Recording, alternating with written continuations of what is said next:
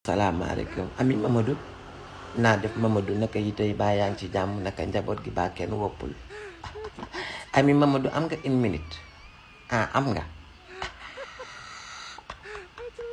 merci beaucoup ami Mamadou, j'ai vu que vous m'avez laissé un commentaire me disant Monsieur Golo, moi je suis maquiste mais je vous aime bien.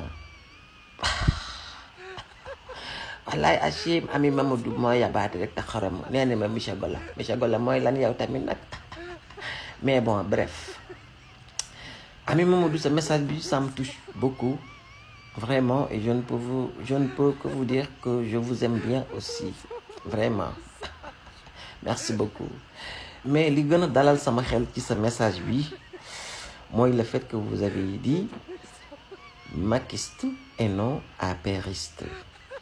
Vraiment, aimer Macky Sall dans ce pays n'est pas un crime et ne sera jamais un crime.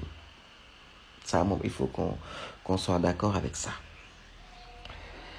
Le fait que bindo Benno Bokk Yaakaar tal tax na mu dalal sama xel parce que dina ma permettre ma mën a wax ne am nga droit aimer Macky Sall, am nga droit aimer la personne de Macky Sall. Mais je ne suis pas sûr que vous avez le droit d'aimer sa manière de faire. Vous savez, tout le monde peut aimer sa mère. Tout le monde aime sa mère. Mais on ne peut ne pas aimer un plat qu'elle nous cuisine, par exemple. On peut ne pas aimer des actions qu'elle fasse, par exemple, à la maison. Donc, on peut aimer Macky Sall et ne pas aimer sa manière de faire. Parce que nous sommes des Sénégalais et on voit tout ce qui se passe dans ce pays. Il y a l'injustice, il y a la cherté des prix. Électricité, dundu gi, ceeb, dawlin, suukar, ndox. Troisièmement, il y a l'avenir de cette jeunesse qui devient de plus en plus menacée. Ñuy gis immigration clandestine, ñuy gis yoonu Nicaragua nga xam day dugal plus de 100 Sénégalais tous les jours fële ci yoonu ci États-Unis passant par la voie Nicaragua.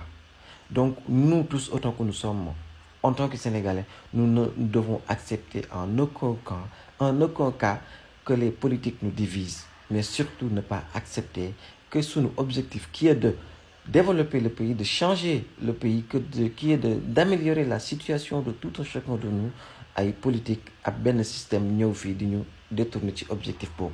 Donc en tant que maquiste, je parle pas d'apériste, en tant que maquiste, vous devez rejoindre le combat qui est de changer le pays, de développer le pays, de changer les situations, d'améliorer les situations, tout en restant maquiste. Parce qu'on peut aimer Macky Sall, à la fois aimer Macky Sall et ne pas aimer sa manière de faire et ne pas aimer son gouvernement.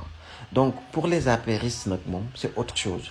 C'est parce que moi, ñom la jappé moy ñi nga xamné ci ñom ñoy profiter ci li nga xamné moy système bi, ñom ñoo seen ceeb di niin, ñom ñoo yor xaalis bi, ñoo yor ci jeeg ju baax ji, ñoo yor 4x4 yi, ñom ñoo yëgul metti waayu réew mi. Mais on peut bien et bien être maquiste et pareil yëg li nga xam ne si mooy metti ci réew mi vraiment. Merci beaucoup ami Mamadou pour votre message, ça me touche profondément et je vous aime bien aussi. Wallaay asi maquiste yi ñoo xorom rek.